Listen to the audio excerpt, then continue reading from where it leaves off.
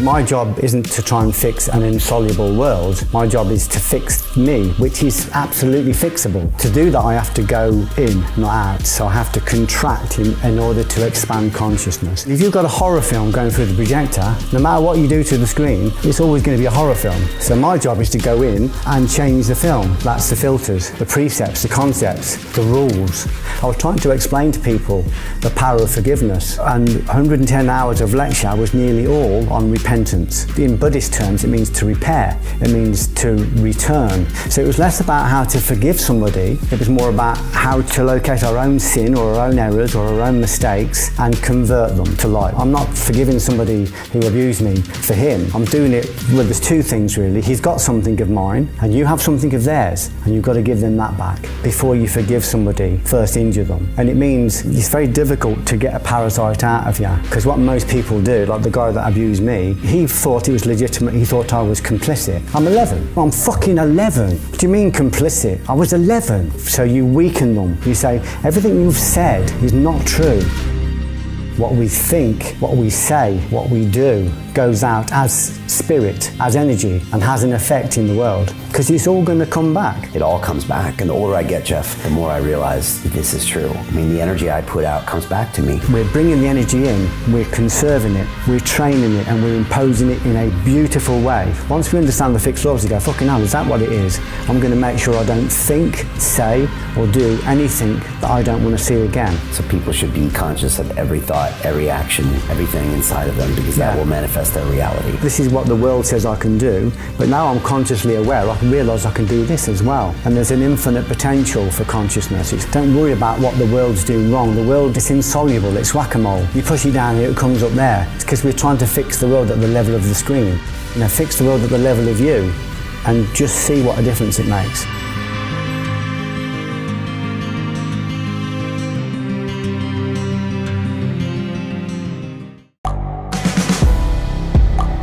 The world is changing. Inspiration is everywhere. It has never been so easy to connect, share, and bring people together. We're learning from others and finding the best in ourselves. Challenging our beliefs. Sharing our vulnerability. Overcoming our fears. Transforming ourselves so we can transform the world. How far can we go? This is London Real. I am Brian Rose. My guest today is...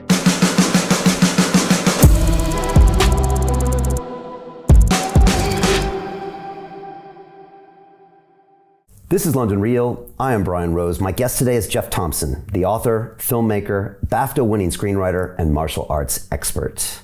You were an early pioneer of street fighting techniques for self-defense and are one of the highest-ranking martial arts instructors in Britain. You were also voted #1 self-defense author in the world and invited twice to teach for Chuck Norris in Las Vegas. Your first book, Watch My Back, was a Sunday Times bestseller and recounts your violent past as a nightclub bouncer in your hometown of Coventry. Since then, you've written almost 50 books, and your work has been featured in GQ, The Independent, The Guardian, and The Times. You have screenwritten 3 feature films and 7 shorts, starring actors like Ray Winstone and Orlando Bloom, with your second film, Brown Paper Bag, winning a BAFTA. Your latest book, 99 Reasons to Forgive, explores the life-changing power of forgiveness based on your own harrowing experiences and reminds everyone of the power they have within to change their lives for the better. Geoff, welcome back to London Real. Sounds good when you say that. I'm thinking, I sit around half the time, Brian, thinking I haven't done anything. I'm not doing enough. Then you read that, and it's sometimes it's good to remind yourself, isn't it, where you've been. But thank you for receiving my call and for letting me come on and talk about the book. I really appreciate it. I'm super excited. You always have an open invitation here. You know Thank that, you. Geoff. And I just posted a picture today on social of the first time we met, which was over 10 years ago. Wow. For your first episode. And I didn't know much about you. I had heard you were this big, scary martial arts guy. And then along you walk in the door. I know. Yeah, that wasn't true, was it? It's very interesting. You're such a fascinating, nuanced character. And so you came in the door and we talked a little bit about martial arts, but we talked a lot about the spirit. Yeah. And you always do that. You've had a fascinating past. I can't wait to get into the book. But maybe for people that don't know much about you, they probably just heard that intro and they're like, who is this guy? Who is Geoff Thompson? How do you tell people who you are in a couple minutes? Yeah. Well, I don't think you can really, can you? I mean, and often that's been a problem with people when they've been promoting me. They don't really know what angle to come in at. But I was a kid that suffered with depression. I had this massive creative urge, but nowhere to put it. You know, I was abused when I was 11. That left me with quite a damaged schema. So I was quite afraid of the world. I really wanted to explore the world, but I was also afraid of the world. I didn't trust people. So I was this scared kid with this massive energy, this creative energy, and because I didn't find an outlet for it, it created like a log jam or like a root band. Later on, as the depressions got worse, you know, I can remember having one particularly bad depression when I was in my early 20s and thinking, I just can't live like this anymore. I can't live with this. This feeling came into my life like an egregore, like a spirit, and just took over. It just destroyed me, battered me. I didn't want to leave the bedroom. And then other times I didn't want to get out the covers. And the next minute I was smashing the house up in a rage. So I got this massive energy in me, but no outlet for it. I came from a working class background, which isn't important. I don't really think much about class other than the fact that I was conditioned to believe that this was my lot. And not just by the middle classes and the higher classes, but by my own class. You know, if you talked at all about wanting to do something creative, you know, they battered you like a beach seal. It's like, don't be pretentious, don't get above your station. Who do you think you are? You know, you're not anybody. I used to find myself going, oh, I know I'm not anybody. I know I'm not anybody. But of course, we all know we are. We all know we have a singularity. We have a geometric point, don't we? We have a soul, a self in there that is connected to everything. And it wants to explore. It wants to trip the light fantastic. So there was just this one point where these depressions visited like a bullying stranger and came into my life and took over for a few months and said, we'll stay as long as we want. And, you know, we'll kick your door down and we'll leave you frightened to leave the house. You'll be following your wife around the house like a puppy because you'll be so afraid. You'll be afraid to live. And I remember reaching this one point where I was terrified of my own biology. Got this massive energy. And because I didn't find an outlet, this energy grew voices. And obviously it was like, you know, this energy was spilling at me. So it attracted beast and fowl. I was attracting negative energies from everywhere. I was a shit magnet. So I got all this energy. And I remember this was probably my first connection with spirit when I thought, I can't live like this anymore. I can't do this. I remember buying books and watching films and, you know, reading the blurb on stuff, and it would say, this is how you overcome fear. This is how you overcome depression. And I'd read it. I'd come home with excited and thinking, there's hope. And then I'd read it and it was a lie. It wasn't telling the truth. It certainly, if they had the truth, they weren't telling it. They weren't courageous enough to tell it, or perhaps they couldn't articulate it, but it didn't give it me. And I realized later it was leading me to find it for myself. So this one particular time, I just thought, I am not living like this anymore. I'm going to do something about this. And boom, this concept nucleus, they would call it in Judaism, this idea fell into my mind about fear. I mean, the whole concept of a fear pyramid. Write down everything you're afraid of. Confront every fear. And just suddenly there was a light, curiosity. Curiosity, the brain can't process curiosity and fear at the same time. So I got this curiosity and I thought, I'm going to confront everything I'm afraid of. So I got things like, I'm afraid of spiders, I'm afraid of dentists, I was afraid of going into karate tournaments, I was afraid of admitting that I was afraid. And I thought, well, I'll write those down. And so I wrote them down and started to confront the things I was afraid of, that I knew I was afraid of. And I realised as I did it, Brian, that they were placeholders. So behind those fears, I realised I wasn't really afraid of spiders. I was afraid of the physiology, the feelings of adrenaline. So I developed a desensitization to the feelings. So I realised I didn't have control of my physiology. I had lots of poor conditioning, I had lots of old scars, lots of things that triggered adrenaline that would send me running, So I started to climb this fear pyramid and confront one fear at a time. And as I confronted the fears, I realised there were fears below those fears. So there's a fear of my wife. I was absolutely afraid of my wife, and I didn't admit I was afraid. I used to just say anything for a quiet life. But if she said jump, I would say, do you mind if I finish the hoovering first? It was that kind of thing. I didn't like that feeling of conflict. I was afraid of my mother. I've never had a tattoo because I was afraid of my mother. I was afraid of my mother withdrawing love. I was afraid of success. I didn't know what success was. Where we grew up, success was like just some random, 6 or 7 figure deal for a book that you read about in the newspapers, or someone that has an amazing idea and makes a fortune from it. Just something random, but we didn't know what success was. So success frightened us, people from my class. And so when I started to write these things down, I was afraid of success. I was afraid of what success was. I didn't understand it. I was afraid of the rigour I'd have to do in order to understand success. I was afraid what success would do in my life. What happens if I become an author, Brian? Will my wife like that? My wife was terrified of my ambition.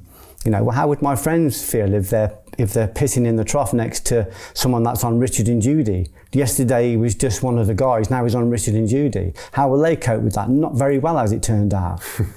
People didn't cope with it, because suddenly I went from being Geoff the factory worker to, Geoff a published author, or Geoff, that's on the telly, or Geoff that's on the radio. And people didn't know how to, process that.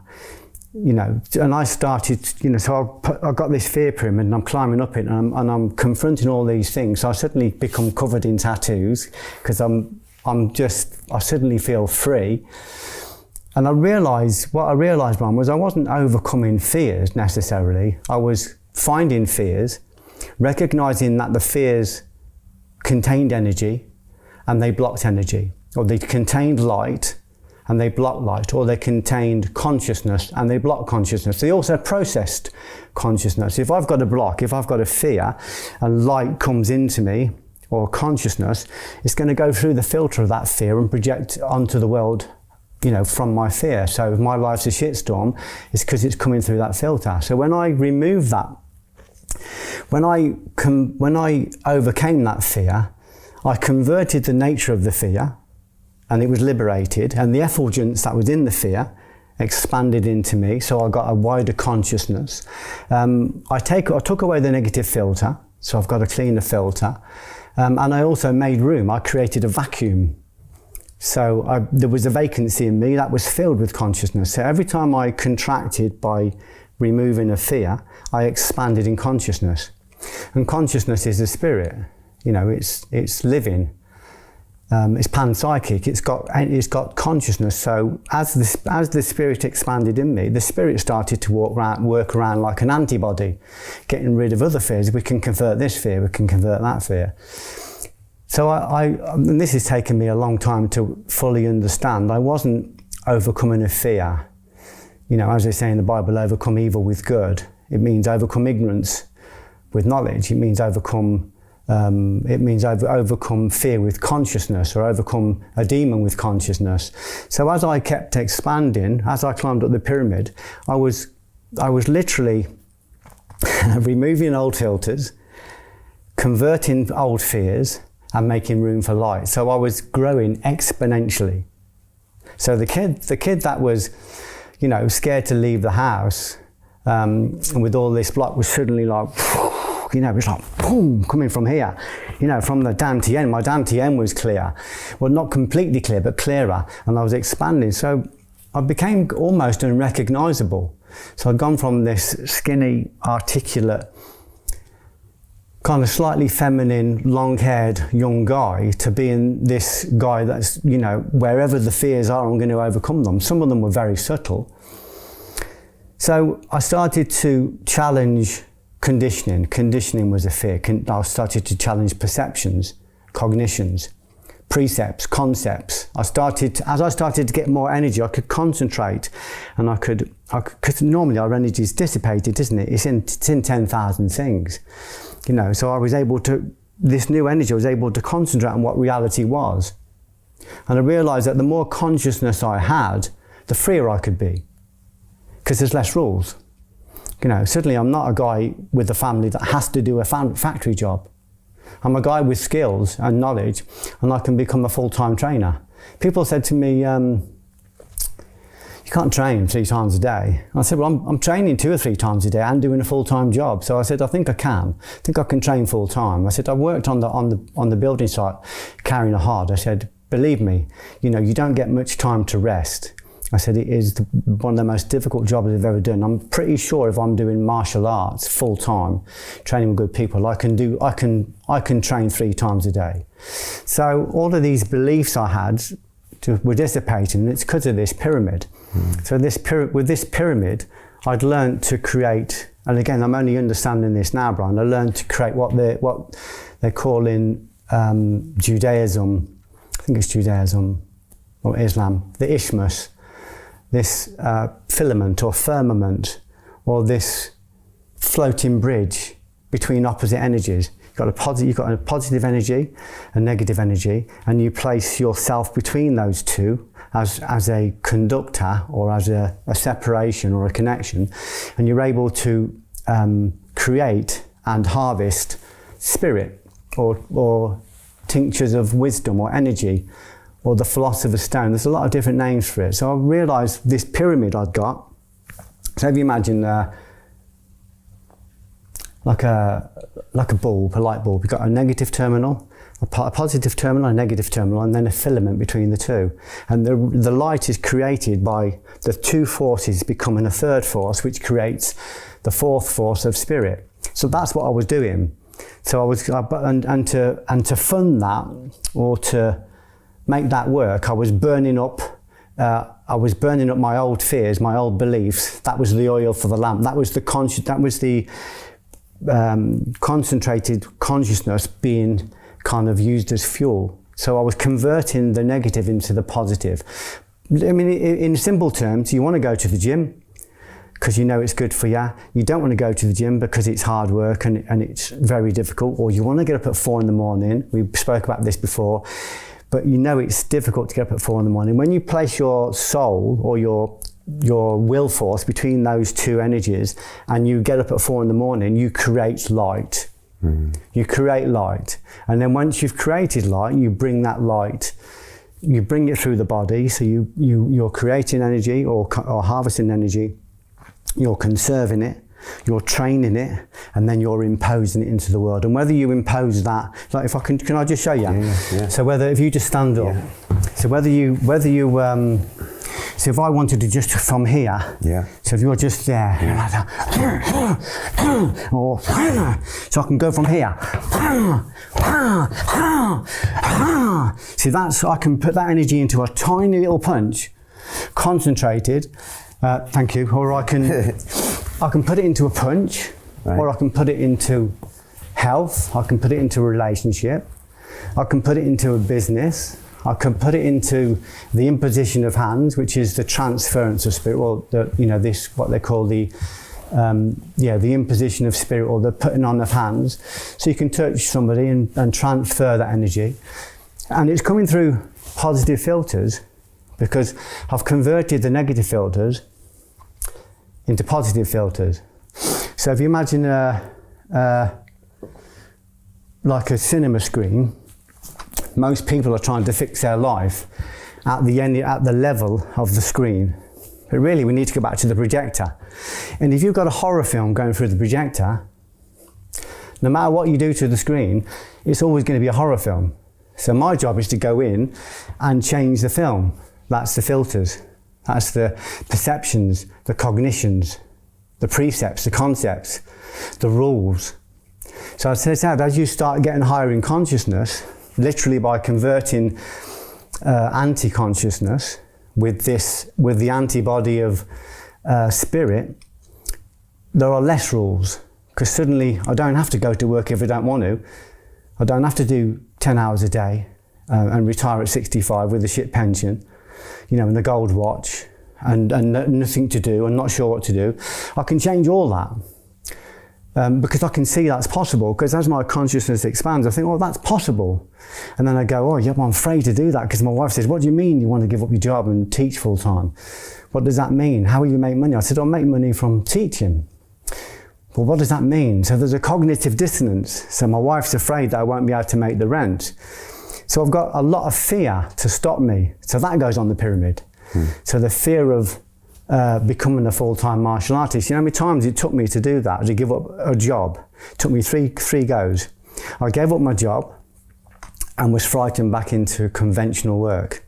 I gave up my job and found myself drifting back into conventional work. I gave up my job, running down the street at 6 a.m, thinking, this is my job. I can't even believe this is possible. And I'm going and teaching in colleges and I'm thinking, this is my job. And I'm telling people how I did it and they're really interested. This is my job. Is this before or after you were bouncing? This was all the way through. So as I climbed the pyramid, my final fear on the pyramid wasn't the final fear, but it was the final fear on that pyramid was a fear of violent confrontation. So I got a job as a nightclub doorman, but by this time I'd expanded my consciousness. I'd become more aware. I'd given up my job working shifts. I was working on a building site, hod carrying. Then I took myself into college during this time and became a bricklayer, so I became skilled. So I built up my confidence, and then suddenly I was able to see that it was possible to stand on a nightclub door just to overcome this fear of confrontation. And also I wanted to see what martial efficacy was. I didn't know what it was. I didn't know what worked and what didn't. Everyone was saying it's a block and a counter, it's a trap and a counter, it's about the grappling. They've all got these ideas, but listen, I was in a fight in a pub when I was 15 and I knew that there wasn't a place for all that. It was like a cartoon fight with clouds and arms and legs coming out. It was sporadic and spontaneous and ferocious, and if you fell on the floor, someone would jump on your head. It wasn't like the stuff I'd seen in the dojo. But when I asked people in the dojo, they didn't seem to be able to give me an answer. And when I said to them, do you feel afraid? They would say no. And I thought, well, maybe it's just me. But of course I realised later, when I worked with veteran doormen, that everybody was afraid. It's just how they managed it. So I got to the top of the pyramid and I got this fear of confrontation. So I took a job as a nightclub doorman, as you do, to try and overcome my fear of violence. Most people would not see that act as a higher level of consciousness, Geoff. No. But in your mind it was. Yeah. But most people would think, why would you put yourself in such a potentially low energy situation of violence and confrontation? This is in Coventry, and if people don't know, probably one of the roughest places in the country. It's rough, yeah. You could start a fight in an empty room. Because there was energy there. So what did you learn? What I'm learning now, at my age now, at 63, was that I didn't know what a lot of my fears were. So when I went onto the door, they were projected in front of me. It was metaphysical. Okay. It was the greatest metaphysical experience of my life. So all of the fears I had in me were projected. I could see them queuing up. And each of those fears contained a tincture of light, of consciousness. And when I overcame those fears, I expanded again and expanded again. So the door itself, when I went on the door, I could tell you I learned from John Anderson or I learned from Colin Maynard or these different people, but really there was an egregore. There was an overriding spirit, an arcing spirit that said, oh, this is Geoff and he wants to understand efficacy in martial arts. This is who he is, this is where he is, this is what he's got. He's got enough courage to stand here. So if he's prepared to let go of what he thinks he knows, we'll show him what works. And I learned very, very quickly that the only consistent, effective work in martial arts for real violence was preemption. But to do that, you needed to be able to control the pre-fight, energy, fear, control the in-fight, control the post-fight, because there's always a lot of post-fight fear. You had to understand what works and what doesn't work. You had to understand the whole nature of that world. You had to kind of pick it apart. We kind of became like magicians, because you suddenly learned to read the pre-fight signs in people. You could tell when they were going to fight. I could look down the queue and see a guy that was going to start. I could see into the future. I could see a guy that was going to start a fight in an hour's time. So I'd go down the queue and say, you can't come in. Mm-hmm. So I was starting to get a sense of these siddhas, these miracles. So the real environment enabled you to see, but only because I stood there. I couldn't have done that, I couldn't have done that from a classroom. Arjuna Pandava didn't overcome the battle at Kurukshetra and the Bhagavad Gita from a classroom. He overcame the battle in the middle of the battlefield. So I'm in the middle of this door, and I absolutely unequivocally know that blocking and countering, trapping and countering does not work. I'm going to die if I'm not first. And I knew that if I went to the floor, like in a grapple, or grab somebody, that was deadly as well, because you're never dealing with one person, and you always presume that everybody's carrying. So all of these things, it's like I stood on the door and they became obvious. I could just see, I became a seer. So I thought, well, what does work? And then I found that preemption worked, and it worked every time. Then I started to develop a system called a fence, where I would put this invisible force between me and other people. Sometimes I'd put my hands there, and other times, and it would be inoffensive. So if I'm standing in front of you, Brian, if you just jump up, I won't do anything. But when I was talking to people, I'd just be talking to people like this. So it's pretty empty, isn't it? But if you move forward, right. See what I mean? Right. And then, of course, if I wanted to, I could attack from there. But so it's not offensive in any way. But if you move forward again, it's an absolute barrier. Right. You're not going to move anywhere near me. So I've created this fence. Thank you, Brian. So you prevent something from happening, and you're ready. But they don't know they're being controlled. Right. And you're ready to strike first if you need to. And if I need to strike first. Right. And then I also, obviously, I learned to understand the adrenals. I could control mine, which meant I could control theirs. So I could use sound, right, or I could use touch to trigger their adrenaline, switch it on, or I could use calming words to close it down. So the environment showed me, first of all, this is what works. Nobody went to the ground. Nobody. Because if you went to the ground, somebody would jump on your head. That's it. Or glass you or whatever. Or glass, yeah. As I've probably told you before, but 4 of my friends were murdered during my time as a bouncer. You did not go to the floor. It was there. It was part of your system. It was a backup. But you didn't go to the floor, and you didn't wait to be attacked. So you learned to control the situation. And as I got deeper and deeper into it, the egregore says, well, how much do you want to know? This is what works physically, but this is just lesson 1. And nobody really knows this.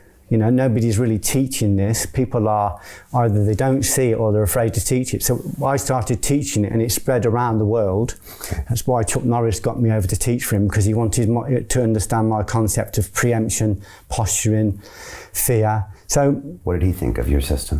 Well, he invited me over twice. Well, he's invited me over 3 times, so that's what he thought of my system. But he was a very lovely guy.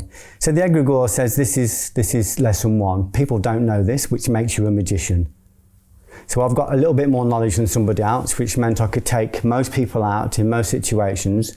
Didn't have to be a great fighter. I just needed to understand it using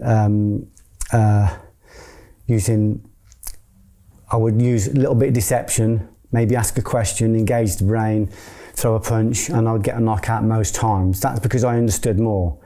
As I started to understand more and more, the egregore said, what do you want to know more? And I go, well, I really want to understand this. So I started teaching it, and as I started to teach it, I understood more again. I understood that this is the power, this is what was inspiring, this is what really inspired me, was that every person that queued up to fight me was a projection from me.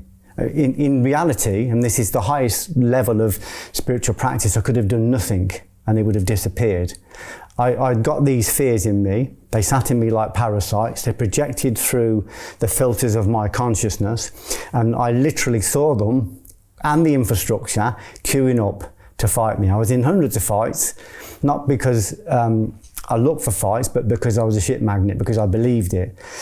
And you said to your wife at one point, you said, this city is so violent. And she said, no, Geoff, wherever you go. Yeah, I said, yeah, everywhere I go in this city, there's a fight. I go to funerals, I go to weddings, I go to christenings. I'd knock somebody out at a christening and people bought me a drink and patted my back.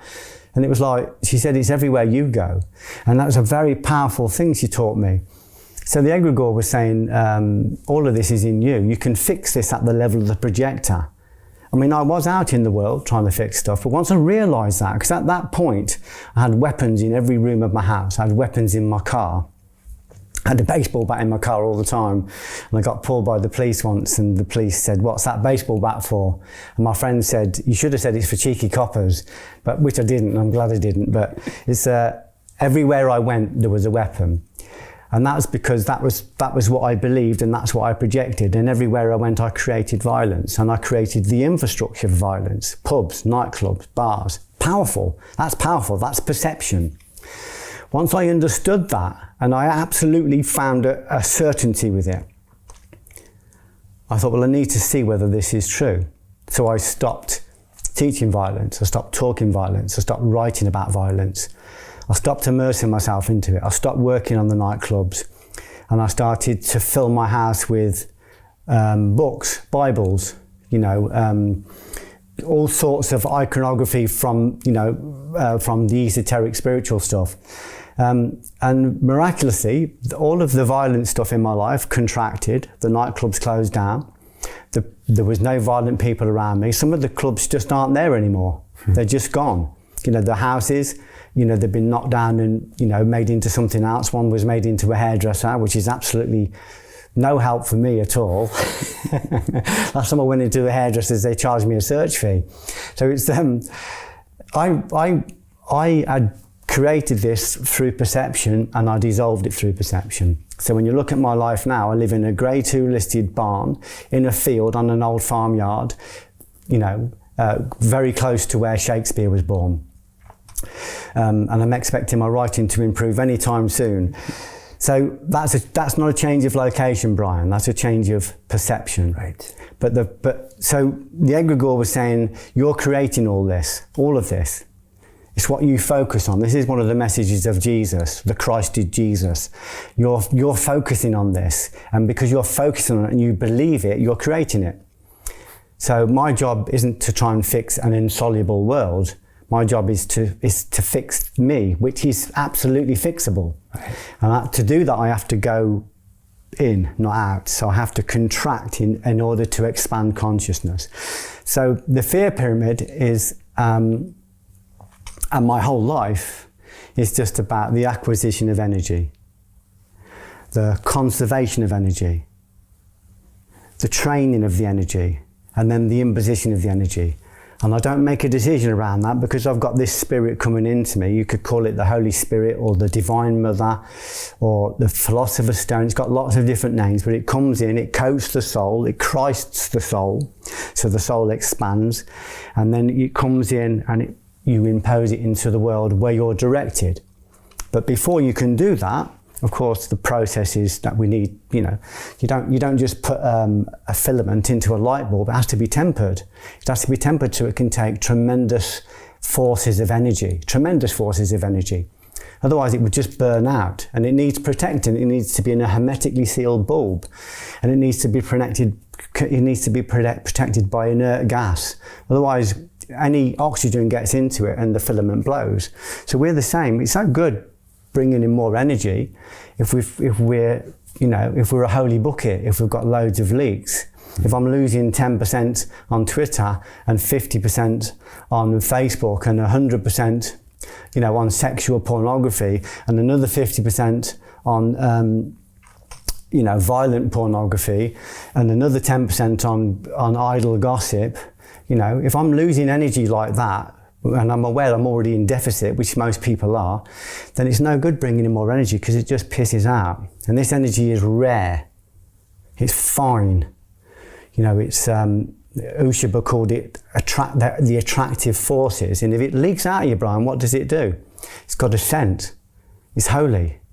It attracts beast and fowl. It attracts dark forces because they want to feed off that and they want to prod you to poke it out of you. So you have to be hermetically sealed. And to be hermetically sealed, you have to go in and you have to go, I need to get rid of that belief. I need to get rid of that perception. Not get rid of it, but convert it. Yeah. I need to challenge that parasite. I was abused at 11 and the abuser left a parasite in me and it's been feeding off me for 3 decades. That needs to go because it's blocking energy. It contains energy.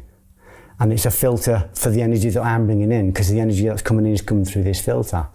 And it's also stolen something of mine. It's stolen part of my autonomy. It's actually sat on my causal body like an aberration. It needs to go. It takes a tremendous amount of courage. So when I wrote Retaliation, that Orlando Bloom starred in, which you kindly said you enjoyed, that was a way of processing that. When I wrote my play Fragile, that was a way of exorcising this demonic parasitical force. And as I converted it into light, the light became a light. Yeah. So when I write a film and it's got truth in it, that will go out and it will act as a light. So I've converted darkness into light. But to do that, with the play, for instance, I had to sit in front of an audience, not thinking they're going to hate me. They're going to think I'm a deviant. My wife's going to, because of some of the stuff I revealed in it, my wife is going to leave me. My agent's going to sack me. My kids are going to be ashamed of me. These were all the thoughts that this energy was throwing at me. I even broke my ribs on the day of the play to stop me from going. I didn't, Yeah. And I said, I don't care if I have to crawl. I'm going to watch this play. And we put this plan called Fragile, and it was so potent and so full of truth that they had the Samaritans at the door every night. One of the 5-star reviews said it's the only play I've ever been to where the Samaritans are at the door. But it was an exorcism, Brian. Because people would need their support as they walked out. That's what they felt, yeah. Right. But all the people you thought would hate you and think you're a deviant because one of the byproducts of being sexually groomed and abused is self-abuse and sexual self-abuse. So I abused myself sexually. I didn't even know I was doing it. I couldn't even trust my own hands in the dark. So for years and years, this person who I hadn't seen for decades, I was quantumly entangled with him. Yeah. He was still in me. And the only way I was going to get rid of him was to exercise him. And to exercise him, I needed to bring all of that darkness into light. And I was blessed because I was in front of audiences every night who helped me to clean the energy. Because afterwards, people were crying, people were hugging me. The complete opposite to what this parasite had said to me. Right. Now, the danger with parasites, sorry to interrupt you, Brian. No, go ahead. The danger with parasites is that when they rise and we engage them, we think they're us. We think it's our thoughts. Right. But even worse, they think they're us. So when these thoughts come in, we think it's us, and we have to learn to differentiate. We have to learn to discern. They call this the sword of discernment, and it's a siddha. It's like a grace. So we go, they call it the discernment of spirits. That voice is not a good voice, so I'm going to dismiss that. I'm not going to engage it. Reality exists at the level of engagement. That's what the door taught me. If I don't engage these violent thoughts, eventually they're just going to perish. Right.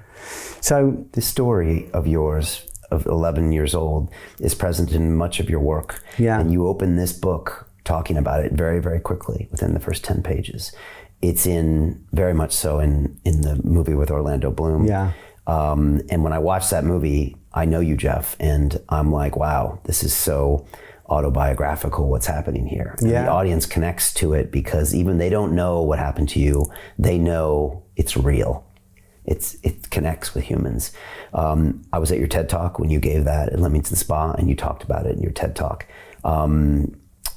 It's a big part of what this book is about. Can we talk about it? Yeah. Because you're making some thoughts and allusions to it, but it's a big part of you. Yeah. And I remember when you said that play Fragile, you were worried about your mom and your wife and everybody. Yeah, my mom, particularly my mom. Your mom, this was the first time she was going to hear you talk about your abuse. And when she saw it, she's like, oh, that happened to you. Yeah. Right? Yeah. It's powerful. One of the things what a parasite does, you could call it, Eckhart Tolle would call it a semi-autonomous thought form or pain body. One of the things it does to defend itself is it throws out all sorts of assertions and threats. If people hate you, don't talk about it, don't bring it to light, don't expose it. You know, people will be ashamed of you. So I recognised from my time on the door that, you know, if there's a fear, then it means there is energy. There's energy to be converted. There's light to be converted. Three things. Like I said before, one, it contains light, it blocks light, and it also filters light. So there's three pluses there. And believe me, once you confront these things, you do expand. You do know more. When I come away from here today, after talking to you, we're going through a process now of the imposition of spirit. We're exchanging spirit and putting it out into the world. My consciousness will have expanded a little bit. I will know a little bit more and I'll understand a little bit more because I am converting something into light. And that light will go out and have a life, and somebody will watch this, and if they feel inspired by it, then the spirit has entered them. If they feel angry, say if they feel angry because I've mentioned God, or you know, if they're offended by the fact that I carry rosary beads, that's good, I'm their teacher, because the spirit has entered them, it's shown them something. Because if you're afraid of a three-letter word, if a three-letter word makes you throw your slipper at the telly, wherever you are, if it makes you throw the slipper, if you're angry at me, then I'm your teacher. That's a Dharma gate. Why are you angry? What does it block you from? What does three letters block you from? Three letters blocks you from the Old Testament, the New Testament, the Torah, the Kabbalah, which is the esoteric part of the Torah. It blocks you from the Zohar, which is the quantum part of the Torah. It blocks you from the Tanya, which is another commentary on the Torah. It blocks you from Krishna, blocks you from the Gita, blocks you from the Mahabharata, blocks you from the Srimad Bhagavatam, the Vedas, 500,000 verses. 500,000, that's just that, you know, so that three words is a concept nucleus. So if that word offends you, I would say take no notice of me, turn away from me, turn in and have a look at that word. Because that word, if you're offended by God, you're not going to go to those books. You're not going to open those Dharma gates because somebody's told you, oh, religion's responsible for all wars and all this, and we don't even question it. So I'm saying that word is a Dharma gate. You can go in through that Dharma gate, and it's like an acorn. Do you know with an acorn, it's a seed, it's a concept nucleus that has the potential to grow into a 200-foot, 500-year-old oak tree, and that oak tree has the potential to grow another 1,000,000 acorns. And each of those 1,000,000 acorns has the potential to do exactly the same, ad infinitum. So each concept nucleus we get, each spark of wisdom, and sometimes it comes in offense. Sometimes, you know, you're offended by something. Each concept nucleus, if you unpack it and you develop it, like I said about developing and training the energy, it has an infinite potential. So every single concept nucleus contains all of God, contains all of everything if we're prepared to do the work. That book there, for instance, you asked me a great question at the beginning. And you said, you asked me about the book, and I said, I'll tell you where it came from. I was trying to explain to people the power of forgiveness. And I'd experienced it. I'd forgiven somebody and I felt this release and this freedom. And I couldn't really understand it. So in my meditation, I said, I'm trying to talk to people about forgiveness, but I don't really understand it myself. I only understand its power. I understand that it is an attribute of God. It contains all of God, but I can't articulate it. I'm talking to people, they're not getting it. So I said, can you bring me something so I can pass it on to other people? And this book came through me, all of it, but not just on its own. It came with 110 hours of lecture from the Tanya, which is one of the Judaic commentaries. And 110 hours of lecture was nearly all on repentance. Repentance means return to good, or to repair, or to find refuge. It's mentioned in all the different faiths. So it was less about how to forgive somebody. It was more about how to locate our own sin or our own errors or our own mistakes and convert them to light, because they block energy, they contain energy, they filter energy. That's why I'm not forgiving somebody who abused me for him. I'm doing it. Well, there's two things really. He's got something of mine. One of the things that the rabbis of law would say is if you see somebody that's offended you, run after them and serve them because they have something of yours and you need it back.